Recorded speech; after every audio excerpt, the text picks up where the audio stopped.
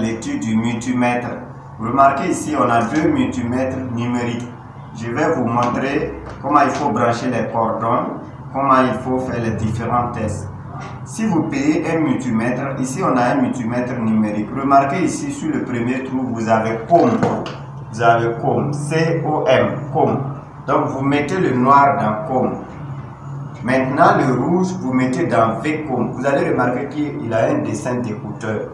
Voilà, vous mettez ça, le rouge ici. Mettez le rouge ici, là où il y a le dessin d'écouteur. On a VCOM, on a COM. Maintenant, après ça, on va contrôler d'abord le courant alternatif qui est le courant du Sonabel.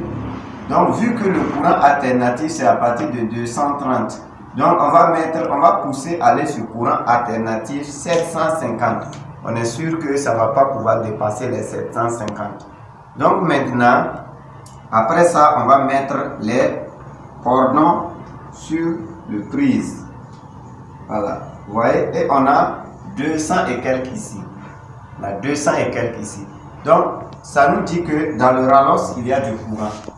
Donc, j'espère que vous avez retenu ça. Maintenant, si on laisse le courant alternatif, qu'on veut contrôler le courant continu. Le courant continu, c'est quoi? C'est le courant des panneaux solaires, des batteries, voilà, qui est le courant continu.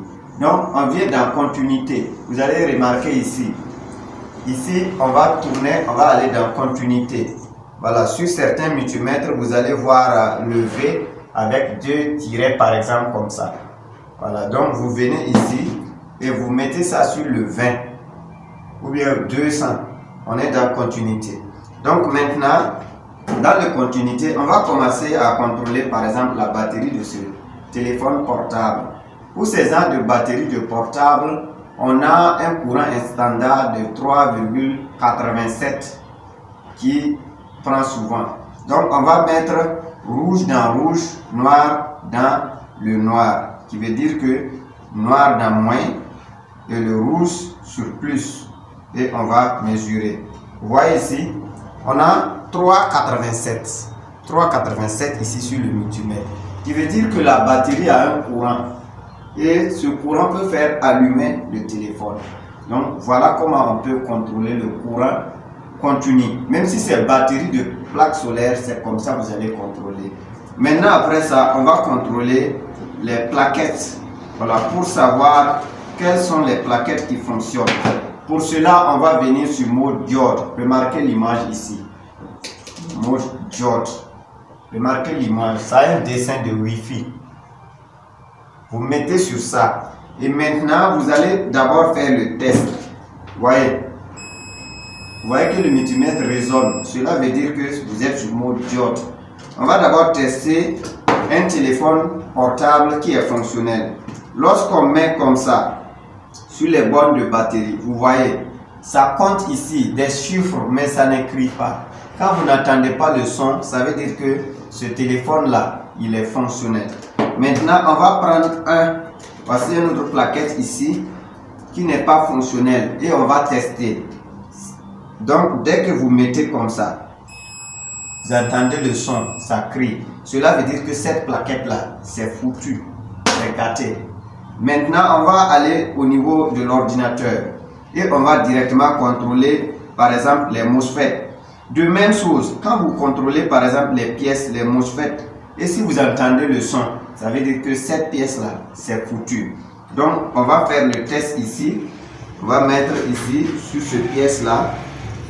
Et on va... Vous voyez? Donc, ça veut dire que ce pièce-là que vous voyez, le MOSFET-là, il n'est pas bon.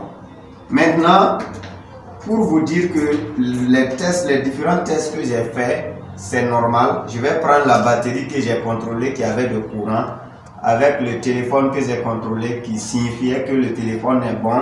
Je vais ingérer la batterie et je vais allumer ça devant vous. Vous allez voir si le test est réussi ou pas. Donc on va tester. Si le téléphone s'allume, ça veut dire que le test qu'on a fait sur le téléphone portable, on n'a pas menti. Donc on va essayer voir si le courant standard qu'on a dit devrait normalement allumer le téléphone. Et vous allez remarquer ici. Donc vous avez l'impression que c'est allumé. Donc voici. Donc c'était tout pour aujourd'hui. Nous allons revenir là-dessus pour vous expliquer de façon détaillée, parce que quand on parle du multimètre, il y a beaucoup de choses ici qu'on doit chercher à comprendre. Merci beaucoup.